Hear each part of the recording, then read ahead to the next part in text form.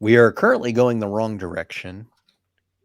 The good news is Penny continues to say that we haven't even scratched the surface of how good we could be, which Let's I'm start like, scratching that surface, please.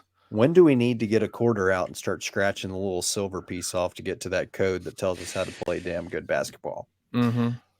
Um, where are we at? What do we need to do? Just win, I feel baby. We've weird been over because this. I'm so down right now, and we're freaking 15-4.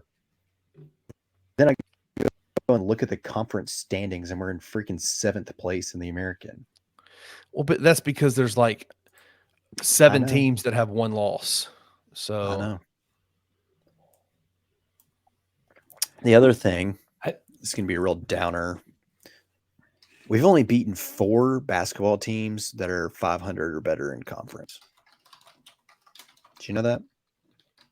Jackson State, VCU, Virginia. Who's the last one? SMU. Actually, A&M just won, and they may be above 500 now. Make it 5. what does that tell you about college basketball, though? I don't. it's wild, dude. No, Trey's weird about this because I think, has this preconceived notion that our That schedule we've was played a set bunch of one doo way. doo. We've played a bunch of doo doo teams. No, it's The just college 4, basketball, dude. the And this is 4. like this every year. It's just it No! seems more out front and center because it's us this year. The That's literally how this 4 works. SEC teams that we've beaten were combined 3-17 in conference.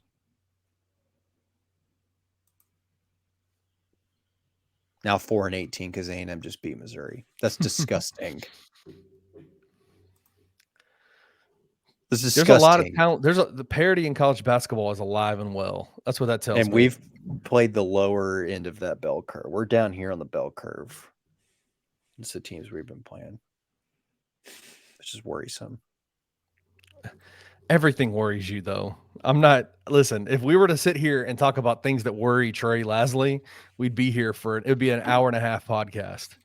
That's not even close to being long enough.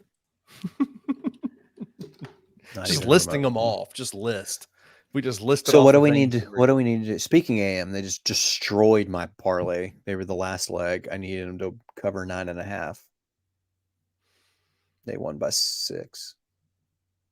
Mm. All right. So what do we need to do to fix the Tigers? They TJ, need to what do we start need to do? playing damn defense, first of all. Yeah, playing defense seems like it's a pretty good place to start, honestly, right? I mean, guarding the 3 line, maybe not switching, I guess always switch, but it's the over helping on defense. I think that's been the biggest issue, and we've talked about it for 4 episodes now, and nothing has changed. Yeah, when is that going you know, away? Well, there's more to it though. I also think it's a situation where we are constantly chasing 3-point shots because teams are giving us 3-point looks on purpose. Like if you're going to beat us by 3, then like it just is what it is, right? People are almost daring us to shoot by 3s, and we did shoot ourselves out of the USF game in the second half. Like it was awful, and they were still pushing forth with all the energy and rebounding, and I mean that's essentially what happened. And you've got a couple of games coming up. I think it's Rice, UAB, then Rice, or Rice, then UAB. It's UAB then Rice. UAB than UAB, Rice. yeah. Yeah, we're Well, I going mean, going down to a sold out lower bowl. They had that in tiny font. Made you think it was a big old sellout, and they were just talking about the lower bowl. Who does that? Oh, I don't think UAB is all that bad. I mean, Rice they're doesn't look not. to be worth a dang, but it's also like you. Granted, I think in the grand scheme of things, Tulane and USF are pretty good, but those were not games you. Tulane is a reasonable loss. USF, you had no reason losing that game, right? Yeah. You had them by 20 at half. Like, what are we talking about? So Yeah. for me, I'm just worried that they don't have the ability to put it all together. Like they have somehow lost the ability to put it together. I don't get it. It seems that way, at least. I think outside defensively, I mean, the main thing is what we talked about in the first segment. Like, you got to find a guy or two. Maybe it's JQ and Malco, but you got to find a vocal leader or two that steps up to replace what Caleb Mills was bringing. Like you got to have somebody internally at the team level that's doing that kind of stuff. It can't just be on the staff.